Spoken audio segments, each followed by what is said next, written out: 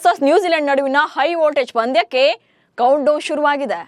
Super ಸಂಡೆಯ ಈ ಮ್ಯಾಚ್ನಲ್ಲಿ ಯಾರೇ ಗೆದ್ರೂ ಕೂಡ ಸೆಮೀಸ್ಗೆ ಟೇಬಲ್ ಟಾಪರ್ ಆಗಿ ಎಂಟ್ರಿ ಕೊಡ್ತಾರೆ. ಅದರಲ್ಲೂ ಕೂಡ ಈ ಮ್ಯಾಚ್ನಲ್ಲಿ ಎಲ್ಲರ ಕಣ್ಣು ಕಿಂಗ್ ವಿರಾಟ್ ಕೊಹ್ಲಿ ಮೇಲೆ ನೆಟ್ಟಿದೆ. ಪಾಕಿಸ್ತಾನದ ವಿರುದ್ಧ ಪವರ್ಫುಲ್ ಸೆಂಚುರಿ ಬಳಿಕ ಈ ಪಂದ್ಯದಲ್ಲಿ ಹೇಗೆ ಪರ್ಫಾರ್ಮ್ ಮಾಡ್ತಾರೆ ಅನ್ನೋದನ್ನ ನೋಡೋಕೆ ಕಾಯ್ತಾ ಇದ್ದಾರೆ.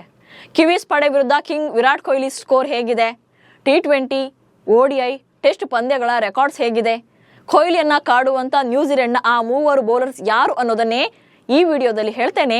ನಾನು ಶಾಂತ, ನೀವು ಸುದ್ದಿಯಾನದ ಸಬ್ಸ್ಕ್ರೈಬರ್ ಆಗೋದಿಕ್ಕೆ ಮರಿಬೇಡಿ.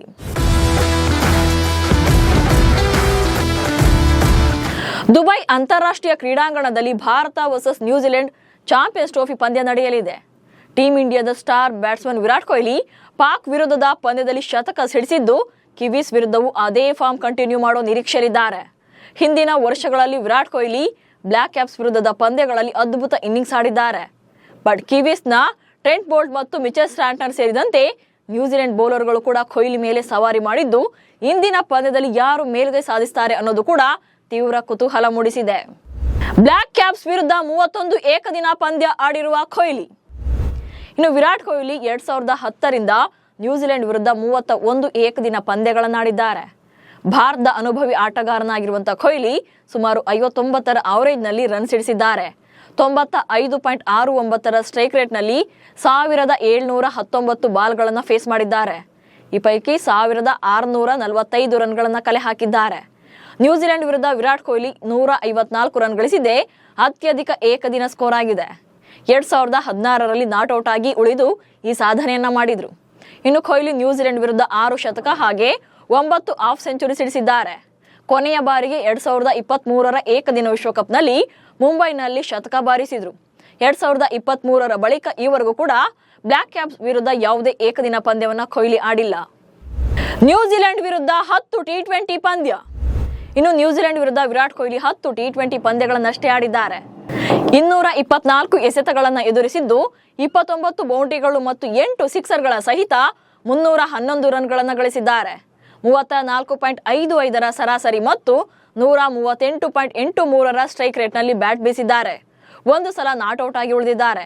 ಅತ್ಯಧಿಕ ಸ್ಕೋರ್ ಅಂದ್ರೆ ಅದು 70 ರನ್ ಆಗಿದೆ. ರೆಡ್ ಬಾಲ್ನಲ್ಲಿ 3 ಶತಕ, 4 ಅರ್ಧ ಶತಕ. ಇನ್ನು ವಿರಾಟ್ ಕೊಹ್ಲಿ ಟೆಸ್ಟ್ ಕ್ರಿಕೆಟ್ನಲ್ಲಿ ನ್ಯೂಜಿಲೆಂಡ್ ವಿರುದ್ಧ 1000 ರನ್ಗಳ ಗಡಿ ದಾಟಿಲ್ಲ. 2012ರಿಂದ 2024ರವರೆಗೆ 14 ಪಂದ್ಯಗಳಲ್ಲಿ ಆಡಿದ್ದಾರೆ. 27 ಇನ್ನಿಂಗ್ಸ್ಗಳಲ್ಲಿ ಕಣಕ್ಕಿಳಿದು 959 ರನ್ಗಳನ್ನು ಗಳಿಸಿದ್ದಾರೆ.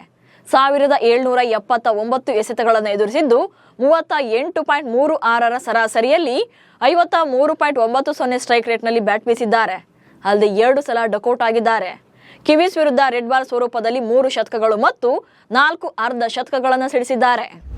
ಕೊಹ್ಲಿಯನ್ನ ಕಾಡ್ತಾರಾ ನ್ಯೂಜಿಲೆಂಡ್ನ ಈ ಮೂವರು ಬೌಲರ್ಸ್? ಇನ್ನು ವಿರಾಟ್ ಕೊಹ್ಲಿಗೆ ಇಂದಿನ ಪಂದ್ಯದಲ್ಲಿ ನ್ಯೂಜಿಲೆಂಡ್ ತಂಡದಲ್ಲಿರುವಂತಹ 3 ಬೌಲರ್ಗಳು ಕಾಡಬಹುದು. ಅದರಲ್ಲಿ number 1 captain Mitchell Santner. New Zealand ನಾಯಕ ಮಿಚೆಲ್ ಸ್ಯಾಂಟ್ನರ್ ODIಗಳಲ್ಲಿ ಕೊಹ್ಲಿಯನ್ನ 3 ಸಲ ಔಟ್ ಮಾಡಿದ್ದಾರೆ. ಹಾಗೆ ಕೈಲ್ ಜೇಮಿನ್ಸನ್ ಇವರು ಟೀಮ್ನಲ್ಲಿ ಫಸ್ಟ್ ಇರಲಿಲ್ಲ. ಬಟ್ ಲಾಕಿ ಫರ್ಗ್ಯೂಸನ್ ಇಂಜುರಿಯಿಂದಾಗಿ ಹೊರಗುಳಿದ ಬಳಿಕ ಅವರ ಬದಲಿಗೆ ಇವರನ್ನ ಕರೆತರಲಾಗಿದೆ. ಬಟ್ ಜೇಮಿಸನ್ ಏಕದಿನ ಪಂದ್ಯಗಳಲ್ಲಿ ಕೊಹ್ಲಿಗೆ ಕೇವಲ 16 ಎಸೆತಗಳನ್ನು ಮಾತ್ರ ಎಸೆದಿದ್ದಾರೆ. 8 ರನ್ಗಳನ್ನು ನೀಡಿದ್ದಾರೆ. ಆದರೂ ಕೂಡ ಟೆಸ್ಟ್ ಕ್ರಿಕೆಟ್ನಲ್ಲಿ ಕೊಹ್ಲಿಯನ್ನ 3 ಸಲ ಇವರು ಔಟ್ ಮಾಡಿದ್ದಾರೆ. ಇನ್ನು ಕೊಹ್ಲಿಗೆ ಕಾಡುವಂತ ಮತ್ತೊಬ್ಬ ಬೌಲರ್ ಅಂದ್ರೆ ವಿಲ್ವೋ ರೂರ್ಕ್. ಈವರೆಗೂ ಕೊಹ್ಲಿ ವಿರುದ್ಧ ವೈಟ್ ಬಾಲ್ ಗೇಮ್ ಅನ್ನು ಆಡಿಲ್ಲ. ಆದ್ರೆ ಲಾಸ್ಟ್ ಇಯರ್ ನ್ಯೂಜಿಲೆಂಡ್ ಭಾರತ ಪ್ರವಾಸದಲ್ಲಿ ಉತ್ತಮ ಪ್ರದರ್ಶನ ನೀಡಿದ್ರು. ಓರೂರ್ಕ್ ಒಟ್ಟಾರೆ 11 ಏಕದಿನ ಪಂದ್ಯಗಳನ್ನಾಡಿದ್ದು 19 ವಿಕೆಟ್ಗಳನ್ನು ಪಡೆದಿದ್ದಾರೆ. ಅದರಲ್ಲಿ 5 ವಿಕೆಟ್ಗಳು ಪ್ರಸ್ತುತ ಚಾಂಪಿಯನ್ಸ್ ಟ್ರೋಫಿಯ ಮೊದಲ 2 ಪಂದ್ಯಗಳಲ್ಲೇ ಬಂದಿವೆ. ಸೊ ಭಾರತ ವಿರುದ್ಧದ ಪಂದ್ಯದಲ್ಲಿ ಅವರು ಅದೇ ಫಾರ್ಮ್ ಅನ್ನ ಮುಂದುವರಿಸಬಹುದು. ಬಟ್ ಬೌಲರ್ಗಳು ಯಾರೇ ಇದ್ರು ಕೊಹ್ಲಿ ಒಂದ್ಸಲ ಫಾರ್ಮ್ಗೆ ಬಂದ್ರು ಅಂದ್ರೆ ಅವರನ್ನ ಕಂಟ್ರೋಲ್ ಮಾಡೋಕೆ ಯಾರಿಂದಲೂ ಸಾಧ್ಯವೇ ಇಲ್ಲ. ಸೊ ಇಂದಿನ ಪಂದ್ಯದಲ್ಲೂ ಕೂಡ ಅಂಥದ್ದೇ ಪ್ರದರ್ಶನ ನೀಡಲಿ ಅಂತ ಫ್ಯಾನ್ಸ್ ಕೂಡ ಕಾಯ್ತಾ ಇದ್ದಾರೆ. ನಮಸ್ಕಾರ.